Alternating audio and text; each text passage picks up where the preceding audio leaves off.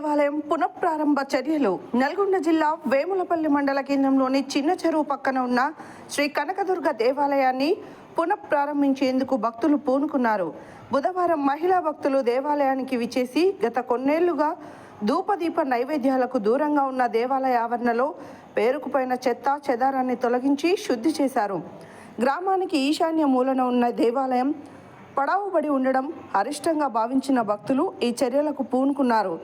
కొన్ని అనివార్య కారణాలు పట్టింపు ధోరణి లేకపోవడంతో దేవాలయం కొన్ని సంవత్సరాలుగా మూతబడి ఉండడం వలన అమ్మవారు పూజలకు నోచుకోకపోవడం పట్ల భక్తులు స్వయంగా పూనుకొని దేవాలయం శుభ్రం చేశారు.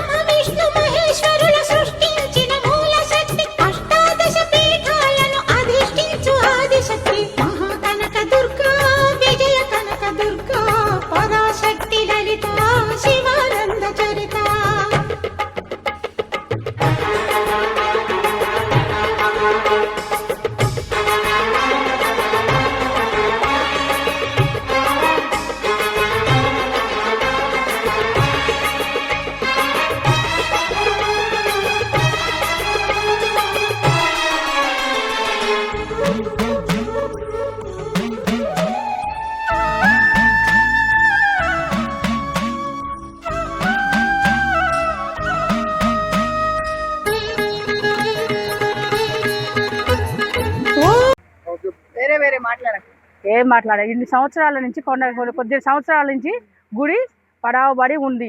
ఎవరు ఏం పట్టించుకుంటలేరు. దాన్ని మంచిగా చేయాలి. దానికి అన్ని ఓల చేతనైన కాడికి వాళ్ళు వీయాలి. దాన్ని మంచిగా చేయాలి. జనం అందరూ దానికి కూడుకొని రావాలి, మాట్లాడాలి, నిలబడాలి. ఏ కులం కానీ ఏ మతం కానీ అందరూ వచ్చి మంచిగా మాట్లాడాలి. అందరూ ఒకరికొకరు సమాధానం ఉండాలి. ఇది వేములపల్లి గ్రామం అండి. ఈ ఊర్లో గత కొన్ని సంవత్సరాలుగా కనకదుర్గమ్మ గుడి కట్టినప్పుడు చాలా వైభవంగా జరిగింది. మధ్యలో కొన్ని కారణాల వల్ల అది ఆగిపోయింది, గుడి మూసివేయబడింది. కానీ ఇప్పుడు మేమందరం గుడి తెరవాలనే కోరుకుంటున్నాము. అందరం పూర్వ వైభవం అమ్మవారికి రావాలనే కోరుకుంటున్నాము. దీనికి మా గ్రామ ప్రజలందరి సహకారం కూడా కావాలనుకుంటున్నాం. మా వంతు సహాయం కోసం ఈరోజు మేము ఈ గుడిని శుభ్రం చేశాము. మేమందరం కూడా ఈ గుడి ఓపెన్ కావాలనే కోరుకుంటున్నాం. మాకు ఎలాంటి గొడవలు కక్షలు అలాంటివి ఏమీ వద్దు.